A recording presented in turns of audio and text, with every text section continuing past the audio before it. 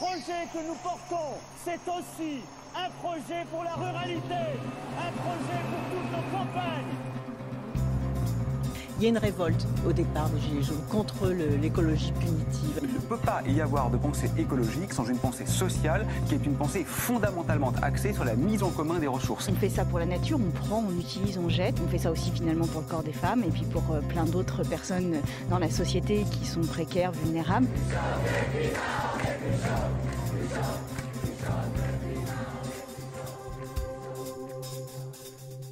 Vous ne pouvez pas continuer à exploiter au même rythme, même à croissance zéro, des ressources qui sont limitées, sans arriver à l'effondrement.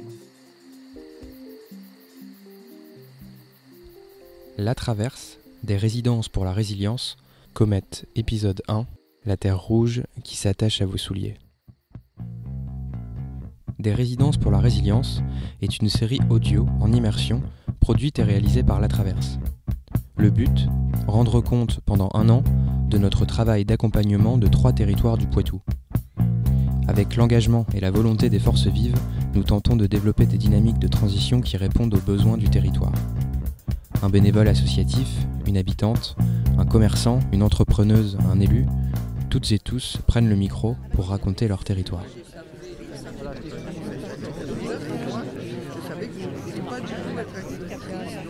Comète, c'est le nom d'un projet qui rassemble 5 communes au nord de Melle, dans le sud du département des Deux-Sèvres. Les Comètes, communes méloises en transition, sont des sources de la Sèvre niortaise vers son aval, Sevré, Chez, Chenay, Exoudun et la Motte-Saint-Thérèse. 5 communes et une ambition, organiser la transition du territoire en apportant des réponses aux besoins des habitants. Dans ce premier épisode, on s'intéresse à l'histoire du territoire, à ce qui compose son identité. Au total, ce sont plus d'une vingtaine d'entretiens et autant d'heures d'enregistrement qui fondent ce reportage. On y parle de châtaigniers, du pays Pelbois, d'une laiterie, du marais Poitevin, de chez Balthazar, des rosières et du bocage.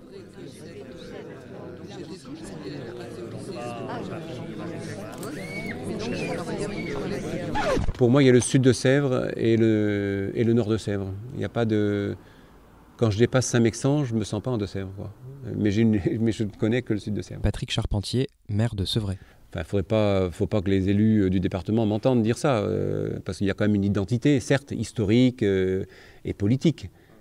Mais en tant que perception de la population, enfin de perception du territoire, c'est vrai que quand je vais en Gâtine, ou à Bressuire, ou à Thouars, qui sont des territoires très dynamiques, intéressants et riches, j'ai pas l'impression d'appartenir au même... Je trouve que c'est un territoire différent. Vous savez, le département des Deux-Sèvres, moi j'ai été un conseiller départemental à un moment donné, le département des Deux-Sèvres, c'est une mosaïque de territoires très différents. Jean-Claude Mazin, habitant de Sevré. Avec des cultures très différentes. Alors une culture protestante dans le sud, beaucoup plus catholique dans le nord et dans le nord-ouest, près de la Vendée, là, dans le bocage bressuirais. Alors il y a des différences géologiques, des différences d'habitat qui sont liées aux matériaux disponibles et à la géologie, et donc des différences de comportement culturel et sociologique.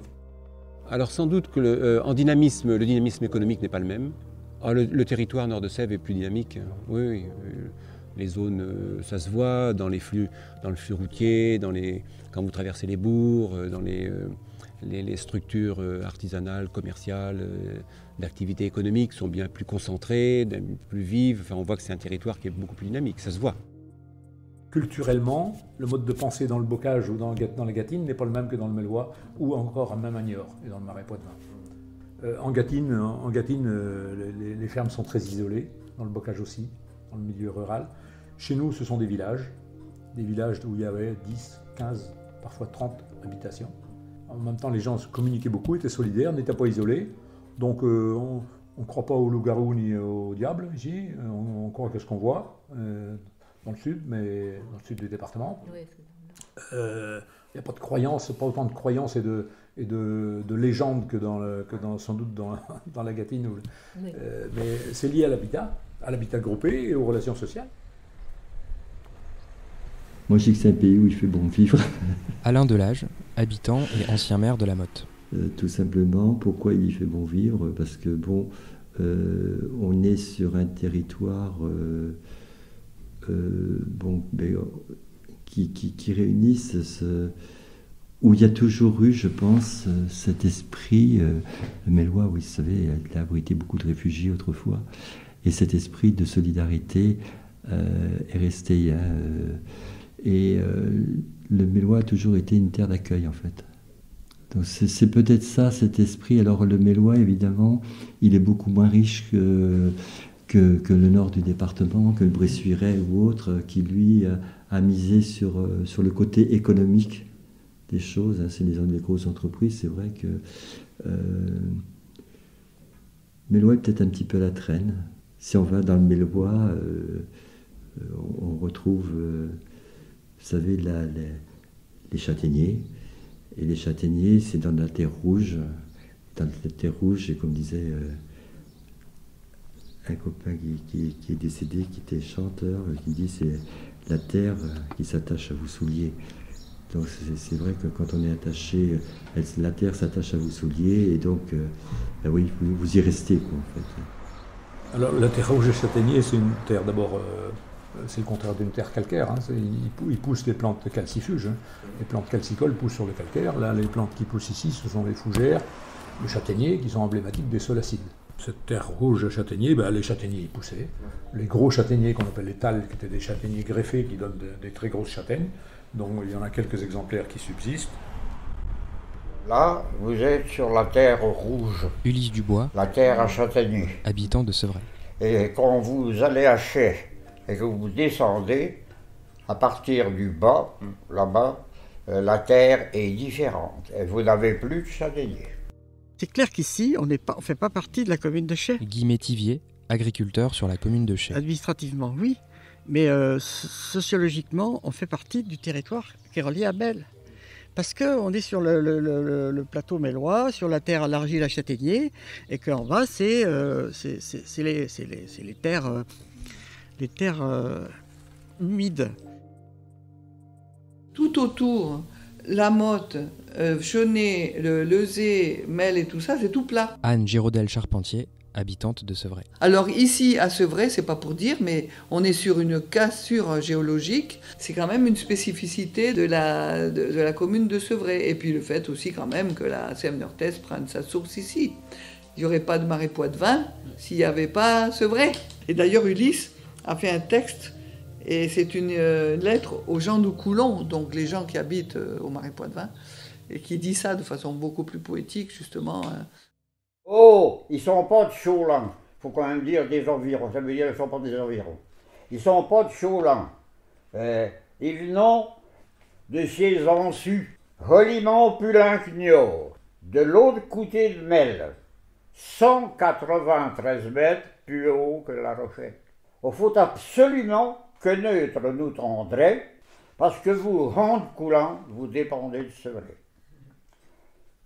Si vous ne croyez pas, vous allez qu'à venir voir.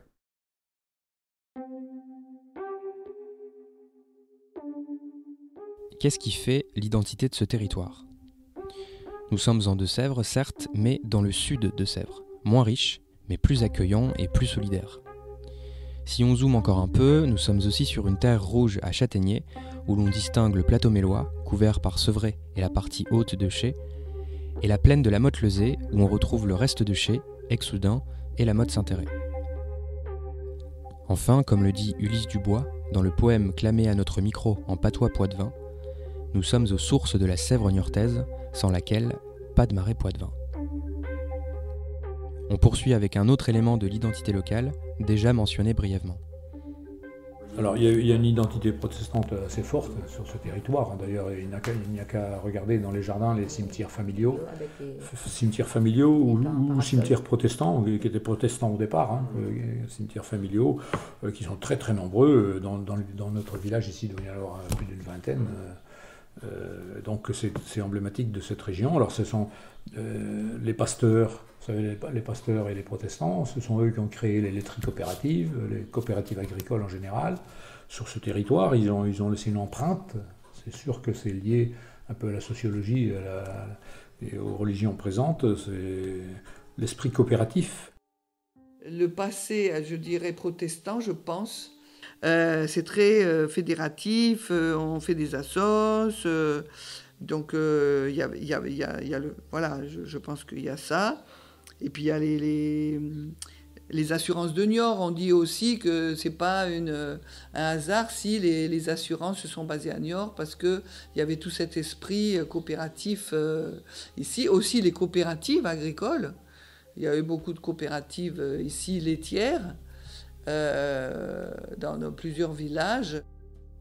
Peut-être que la solidarité, ça engrange pas la richesse comme nos collègues du nord du département qui, eux, développent les entreprises. Et regardez, les coopératives, c'est né, les coopératives, les mutuelles, on pense sur le Miotes, c'est né de la solidarité, hein, partout. Hein, alors là, ça dépasse un petit peu les frontières du Mélois, mais si j'ai bonne mémoire, la Maïf, par exemple, était lancée, je ne sais pas si ses premiers dirigeants n'étaient pas natifs du Mélois. En effet, la Maïf a été fondée en 1934 par Edmond Proust, né 40 ans plus tôt à Chenay, dans une famille protestante.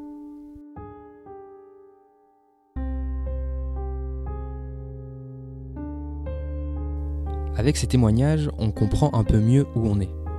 Penchons-nous maintenant sur l'histoire récente de ce territoire.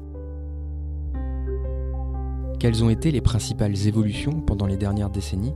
L'identité locale a-t-elle changé?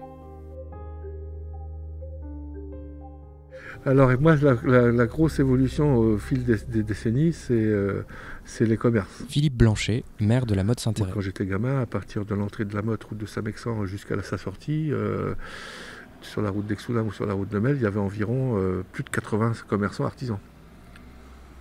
Alors évidemment, des épiceries, des artisans, tous ces commerçants-là ont disparu, ce qui fait que soit les pas de porte se sont transformés en habitation, soit c'est resté dans l'état, hein, comme on en voit encore quelques-uns. Il y avait plein de choses, les épiceries, il y en avait. Janine Comte, habitante de la Motte-Saint-Héré. Des bars, il y en avait partout.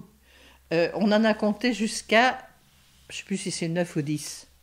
Quelquefois, c'était simplement une petite épicerie minime, avec une table ou deux où on pouvait aller boire le coup. Mais il y en avait partout. Ah bah ouais, enfin moi quand j'étais enfant, il y avait un magasin Dominique Guérin, alimentaire à Bagnols, agricultrice à Exoudun. Il y avait 2 boulangeries à Exoudun, il y avait 2 magasins à Exoudun, 2 alimentations. Alors après, et c'est vrai que oui, on a vu l'évolution. Il y a eu un premier magasin qui a fermé à Exoudun, ensuite une boulangerie, ensuite à Bagnols ça a fermé aussi. Enfin voilà tout. Ouais. Il y a une très grosse évolution.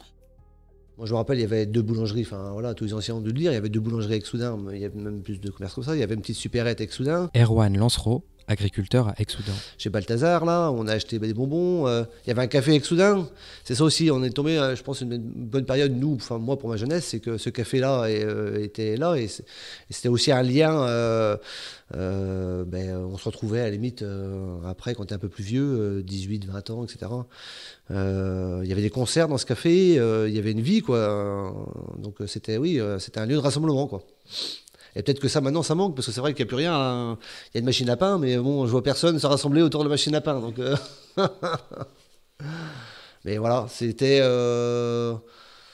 Voilà, on prenait notre mobilette et puis on allait au café faire un flipper ou jouer au baby-foot et puis on se retrouvait, quoi, comme ça, quoi. Il y avait le marché du jeudi.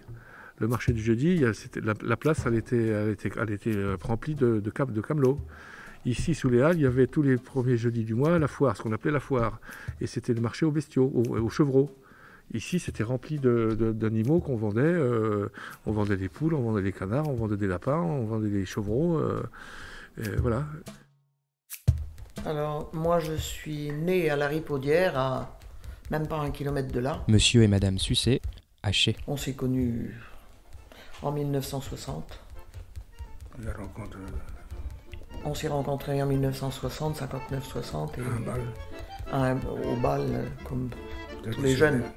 Parce que dans ce temps-là, il y avait des balles tous les dimanches.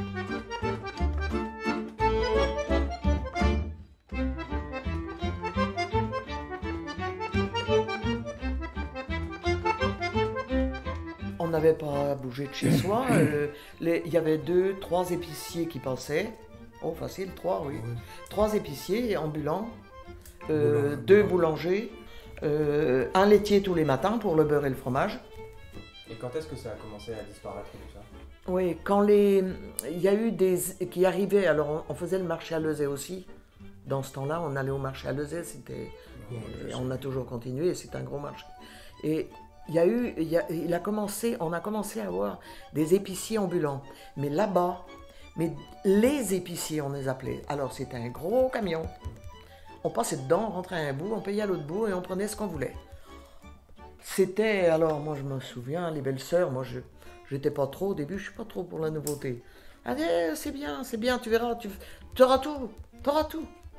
Bon, alors petit à petit, nos épiciers à nous, petit à petit, ils ont laissé tomber, hein, et petit à petit, ils ont vieilli, les camions aussi, et il n'y en a pas d'autres qui sont venus à leur place. Ces 30 dernières années ou ces 40 dernières années, le monde a changé. On a tous, je ne sais plus quelle est la moyenne, mais on a tous 2 voitures minimum par foyer, par maison, par foyer, quoi. Donc ça sous-entend que la voiture fait partie de notre vie quotidienne. Et maintenant, on va tous, les petits commerces ont beaucoup diminué, les grands centres commerciaux se sont énormément développés de manière exponentielle et même alarmante. Enfin, pour moi, je trouve que c'est extrêmement alarmant. Et malgré nous, on va forcément à la préfecture, on va forcément en ville. Le travail des uns et des autres est très citadin, que ce soit des petites villes ou des moyennes villes. Je pense à Niort, à Lusignan, à Saint-Mexan, à Poitiers, voilà. Et donc vous passez forcément quand vous allez faire votre travail, forcément quand vous emmenez vos enfants aux activités récréatives, musique, sport, etc. Vous traversez forcément des zones commerciales. Et puis vous faites comme tout le monde. Vous vous arrêtez, vous allez acheter vos chaussures, vos vêtements de sport, etc. Et c'est pratique parce que les parkings, il y a même le restaurant, la pizza, le café, le cinéma maintenant. Ces secondes villes périphériques polluantes, de mon point de vue, se sont énormément développées et nous captent un peu malgré nous. Le regroupement de l'offre et le développement des centres commerciaux en périphérie des bourgs est une des explications qu'on peut apporter au déclin des commerces dans les villages. Mais est-ce qu'il n'y a pas d'autres facteurs? On était dans le baby-boom de l'après-guerre. Patrick Dupuis, agriculteur à Chais. Beaucoup de familles qui vivaient du rural, beaucoup d'exploitations agricoles où il fallait beaucoup de main-d'œuvre, des ouvriers agricoles. Donc la modernisation a fait que les jeunes, dans les années 60-70, sont partis. Et nous sommes, je dirais aujourd'hui, venus des villages dortoirs et des villages de retraités. La commune aujourd'hui doit être aux environs de 570 habitants. Donc beaucoup de retraités qui sont venus s'installer. Voilà. La jeunesse qui est ici, nous ne sommes pas sur un bassin d'emploi. La plaine de la Motte-Lezay a malheureusement perdu, je dirais, 80% de ses usines. Et il est très très difficile de repeupler nos villages aujourd'hui.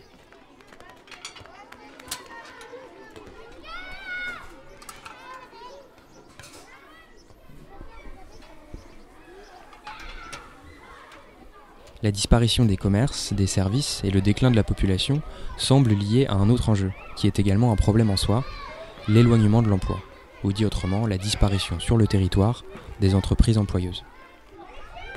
Oui, la population était plus jeune parce que comme il y avait beaucoup d'ouvriers à la laiterie, il y avait beaucoup d'enfants. Marie-Josée Caille, adjointe à la mairie de la Motte-Saint-Thérèse. Voilà, maintenant comme il n'y a plus d'ouvriers, la population a vieilli et puis ça se renouvelle bien mais pas à la même vitesse qu'autrefois. C'est vrai que nous, enfants, c'est vrai qu'il y avait beaucoup de gens qui travaillaient sur place. Beaucoup d'agriculteurs, parce qu'il y avait encore beaucoup.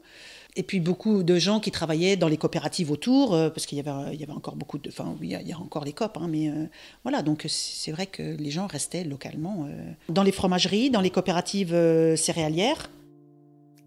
La laiterie, moi je suis né, comme je disais tout à l'heure, je suis né au pied, je l'ai connu en grande évolution, quoi, maximum. Et c'était la fierté locale, quoi. Donc c'était l'entreprise phare de la Motte, donc qui faisait vivre vraiment tout, peut-être la moitié des familles de la Motte, quoi.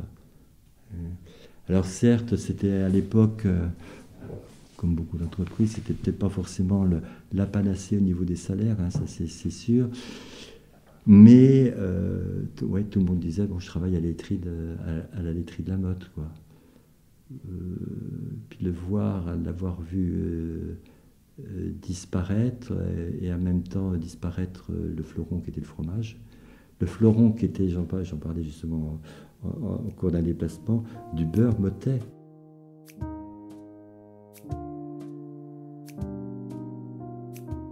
La perte de dynamisme et la dislocation des liens entre les habitants sont les principales évolutions exprimées par les personnes interrogées au micro. Une autre mutation, abordée différemment selon les témoignages, résulte de la même façon de politiques d'aménagement décidées au niveau national, voire européen. Encore que les remembrements qui se sont faits en 1975 chez nous n'ont pas fait de la plaine de la Motte-Lezay, n'a pas fait un désert. À l'époque, les personnes avaient déjà raisonné pour garder des haies. Bon, je pense qu'il fallait restructurer toutes ces terres agricoles pour faire des parcelles viables pour pouvoir produire à l'époque. Peut-être que sur les grandes parcelles qui ont été faites, il aurait fallu, mais ce n'était pas la politique de l'époque, replanter le tour des parcelles. Le remembrement a quand même été une bonne chose pour l'agriculture. Elle a permis de mieux produire, aussi bien dans le bocage que sur la plaine. Parce que bon, il faut des haies, mais au pied ou sous les haies, vous avez quand même un manque de production. C'était en 1976, donc la commune de Chais et de Chenay Jean-Christophe Magnan, maire de Chais, fait un remembrement. Donc ça a été un fait quand même marquant à cette époque-là, donc en 76 et 77. On était passé d'un système de petites parcelles avec pas mal de haies, un peu style bocage, mais pas avec l'humidité du bocage, et donc avec des plus grandes parcelles, moins de haies, des plus grandes plaines pour travailler plus facilement, quoi. Du fait qu'il y avait déjà, même à l'époque, une diminution déjà des exploitations en polyculture. Mais ça a modifié quand même un peu le paysage, même un peu sérieusement, parce que bon, à l'époque, il n'y avait pas de limitation d'arrachage de longueur de haies, donc on ne se préoccupait pas de ces choses-là à l'époque. Après, ça avait c'est encore une dizaine de 10-15 ans comme ça, et puis après, ça a commencé à évoluer un petit peu avec des remembrements qui se sont faits un peu plus intelligemment. Nous, agriculteurs, on a planté des kilomètres de haies. Alors ça a été aidé et encouragé. Il y a eu un remembrement aussi dans l'année à cette époque-là, en 1987, 86, 87. Et en général, les gens ont des réactions plutôt négatives. Ici, c'est vrai que ça a réorganisé les parcelles pour des meilleures conditions de travail. Mais il y a eu beaucoup de replantations et il suffit de regarder notre campagne du ciel par un drone ou par un hélicoptère, enfin, un avion, un hélicoptère, et on voit bien que c'est extrêmement bocagé chez nous. Le remembrement, je pense qu'il a quand même été fait. Alors, tout le monde est d'accord, on n'est pas tous d'accord enfin, là-dessus, hein, mais dans de bonnes conditions, sachant qu'on n'a pas tout rasé. Les chemins qui existent, c'était des chemins existants. Il n'y a pas eu de création de chemins. On en a supprimé certains, hein, parce que c'est vrai qu'il y avait quand même des endroits où c'était impossible sinon. On a gardé beaucoup des haies, quand même pas mal. Replantées, qui elles n'ont pas forcément été toujours bien entretenues par ceux qui étaient autour. Ce qui est dommage, hein, parce que c'est vrai que c'était quand même le but de... Je pense que si on avait des photos avant et des photos après, il y a un changement automatiquement. Mais après, il faut que les agriculteurs puissent travailler aussi, quoi. Avant, moi, je me rappelle, on allait se promener dans les chemins. Il y avait les haies. On était l'été, on était à l'ombre. Maintenant, il n'y a plus rien.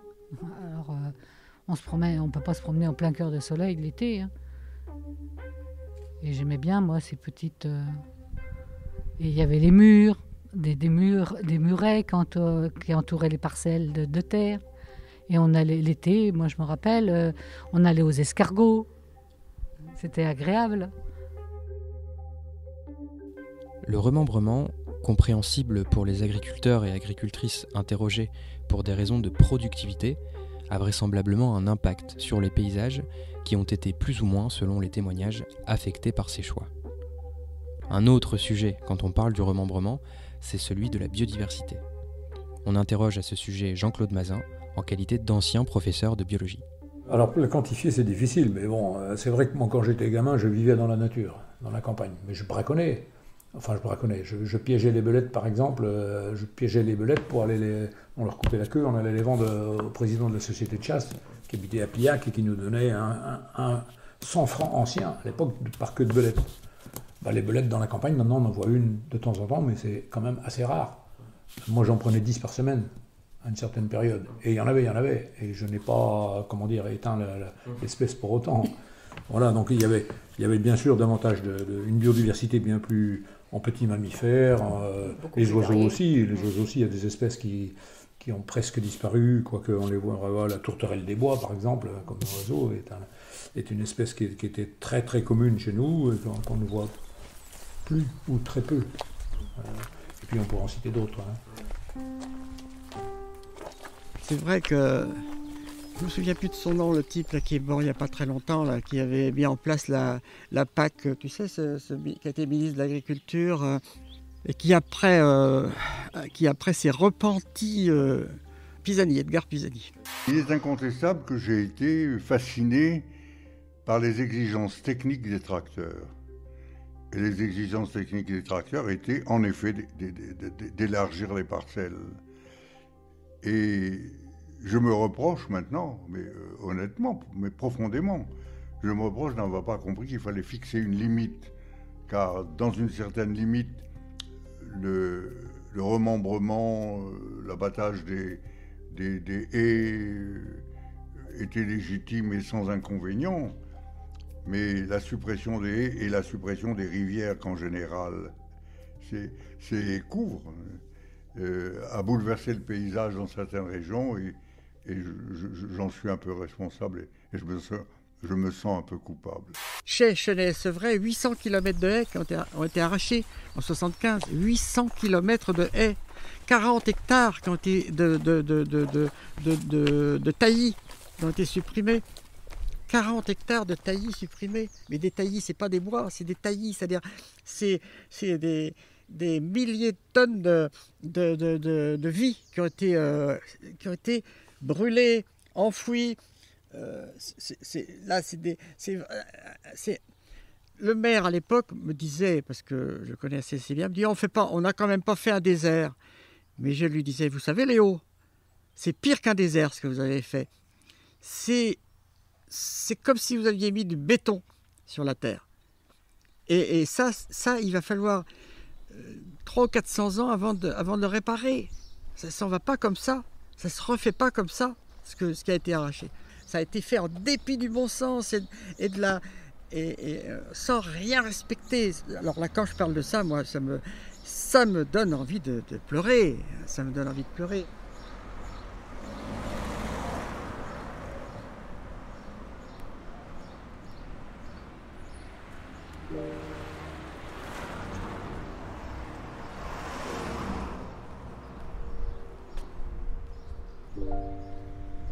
L'identité de ce territoire a muté avec les évolutions des dernières décennies, qui ont concerné de nombreux territoires ruraux.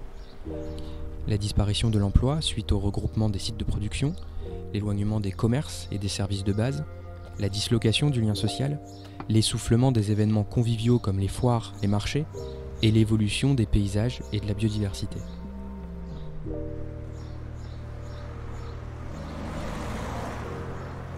Mais ce territoire regorge de ressources. D'ailleurs, il attire toujours de nouvelles personnes. On tend le micro aux néo-ruraux.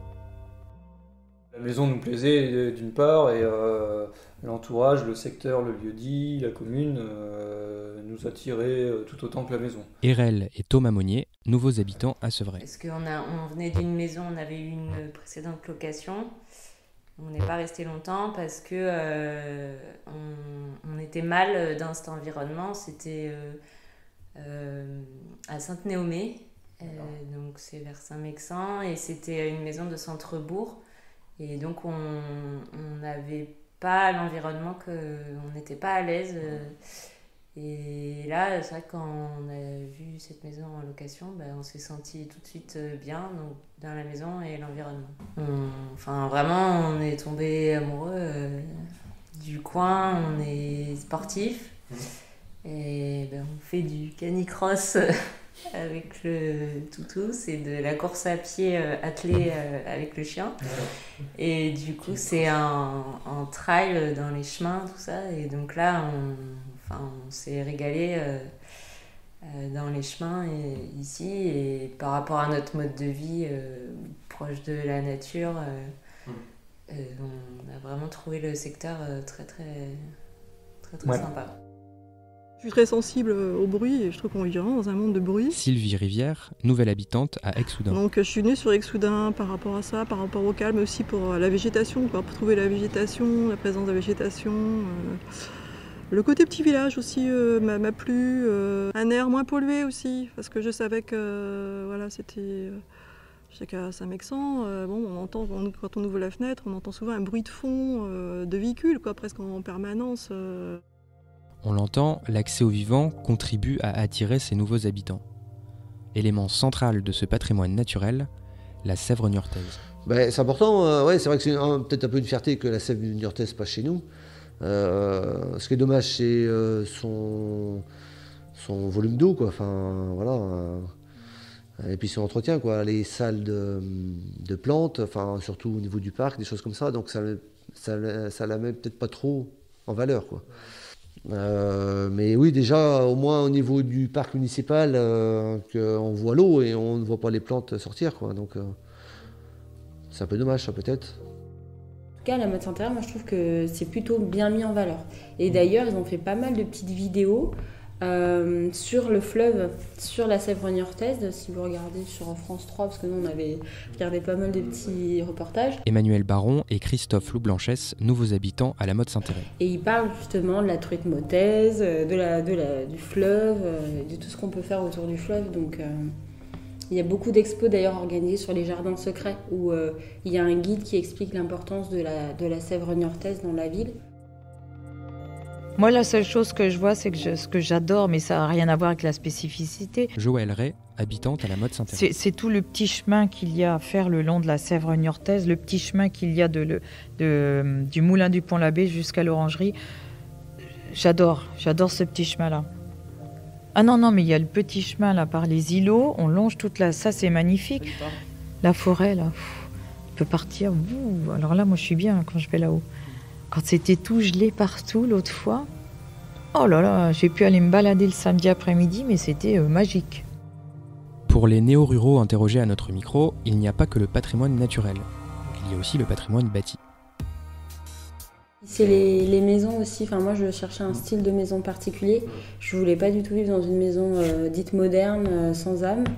Je voulais vraiment une maison avec une histoire, pour plein de raisons, je pense, mais qui me sont propres. Mais j'avais besoin de ça. Et en fait, c'est vrai qu'ici, la pierre, c'est vraiment très joli. Enfin, il y a beaucoup de jolis paysages, beaucoup de belles bâtisses. Déjà, dans la Motte, j'ai l'impression que ça a été très riche à une époque. Il y a quand même de très beaux bâtiments, des belles maisons avec des pierres de taille, avec des modes des natures, des moulures, des choses travaillées qui ont coûté de l'énergie, de l'argent à faire. Puis des gens expérimentés, des tailleurs de pierre, des maçons expérimentés, parce que les maisons, elles sont vraiment bien bâties. Moi, ça m'a surpris parce que c'est une terre qui est calcaire.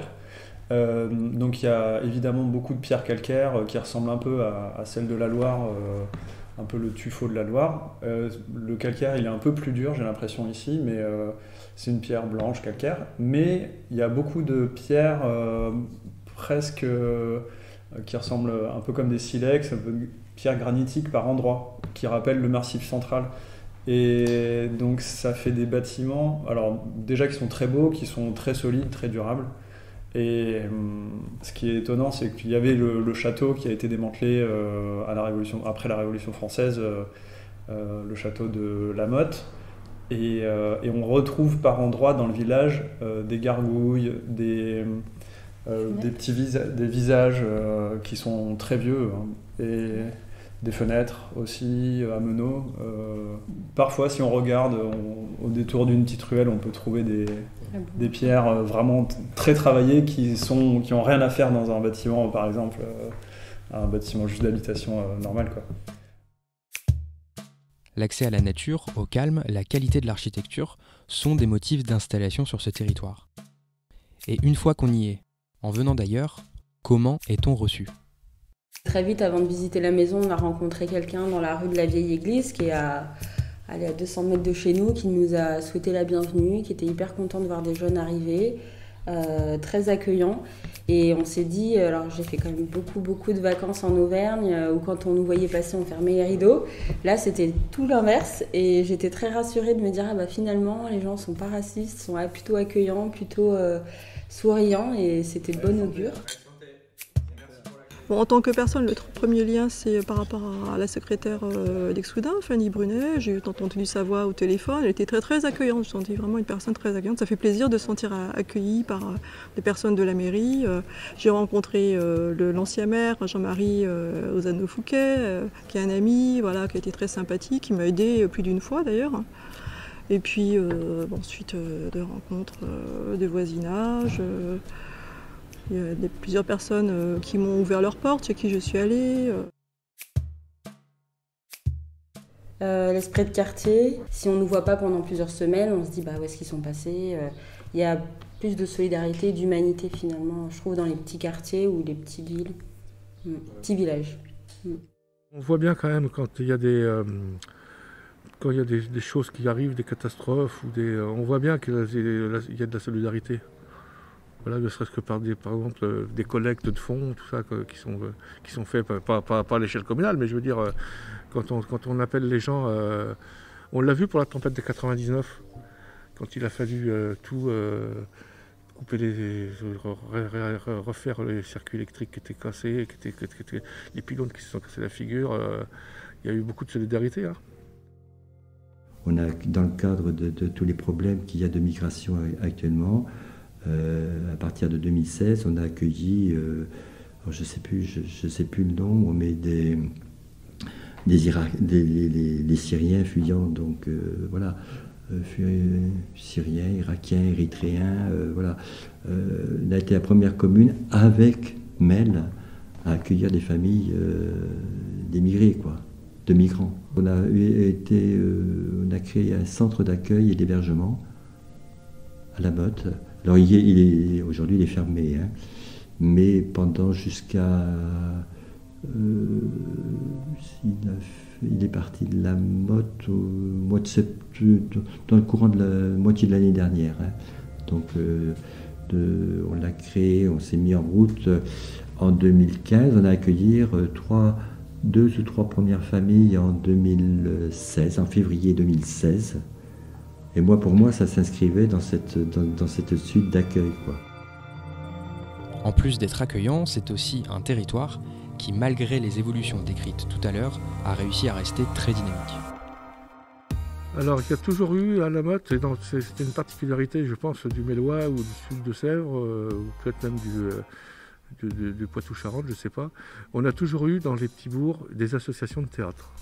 C'est extraordinaire qu'il y a des petites associations qui jouent des pièces, qui se produisent pour faire du théâtre.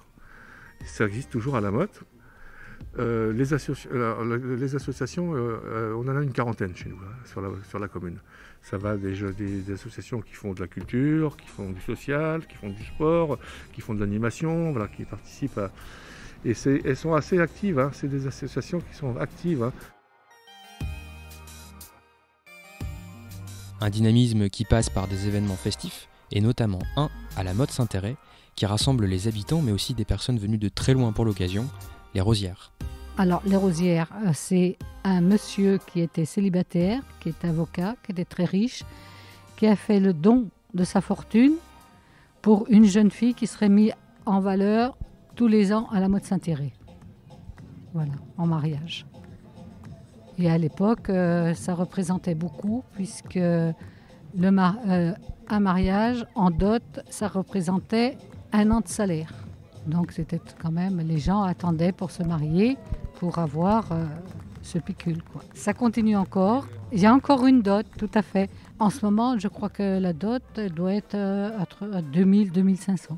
Ah oui, ça c'est spécial à la Motte Saint-Thérèse. Et vous avez l'établissement perpétuel qui se trouve là à côté, vous n'avez pas vu?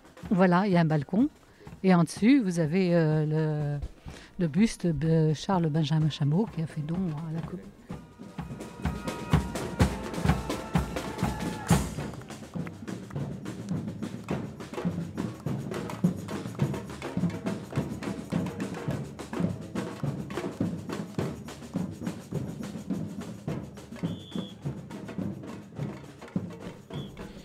Nous avons passé plusieurs mois à tenter de trouver ce qui faisait la cohérence, hier et aujourd'hui, du territoire des 5 comètes. Les différents sujets abordés dans ces témoignages dessinent des contours assez convaincants.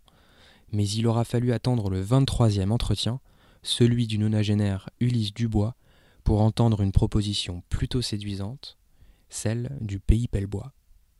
Le fait qu'il y ait du châtaignier, beaucoup d'arbres, sont utilisés en ébénisterie ou peut-être pour le chauffage quand ils ont atteint leur grosseur maximum.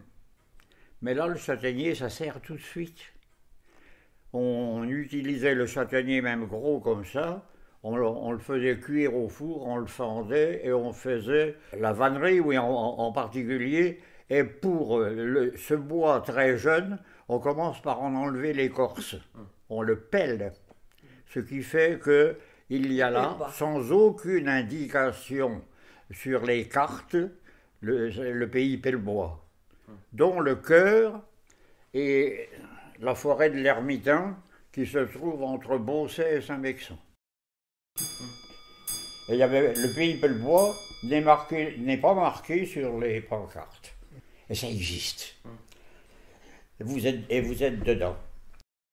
Et c'est nulle part. Alors j'ai eu l'idée de faire une chanson sur le pays Pelbois, dont voici le premier couplet.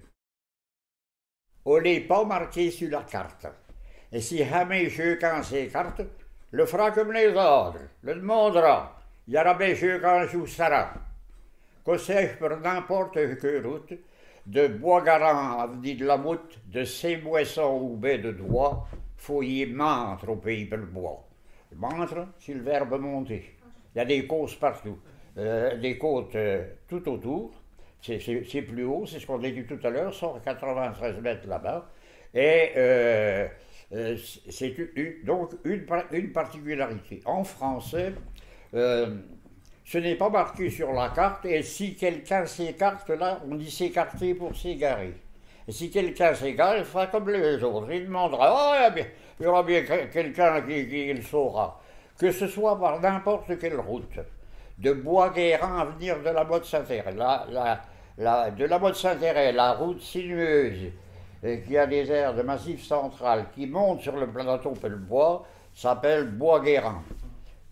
Si vous partez de Saint-Mexan, c'est pareil, il vous faut sortir de la vallée de la Sèvre, et Douai, c'est Dour en français, vous avez donc une terminaison en O, AU ou AU, ça fait Orle.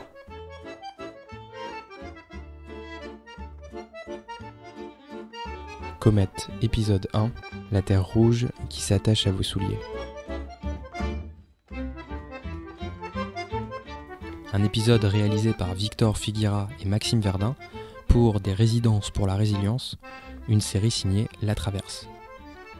Les liens et les informations relatives à ce projet sont disponibles en description de ce podcast. Si vous voulez en savoir plus, échanger, n'hésitez pas à nous écrire. Merci à Patrick Charpentier, Jean-Claude Mazin, Ulysse Dubois, Alain Delage, Guy et Josiane Métivier, Anne Giraudel-Charpentier, Philippe Blanchet, Janine Comte, Dominique Guérin, Patrick Dupuis, Erwan Lancereau, Monsieur et Madame Sucet, Marie-Josée Caille, Jean-Christophe Magnan, Erel et Thomas Monnier, Sylvie Rivière, Emmanuel Baron, Christophe Loublanchès, Sylvie Robert et Daniel Broussard.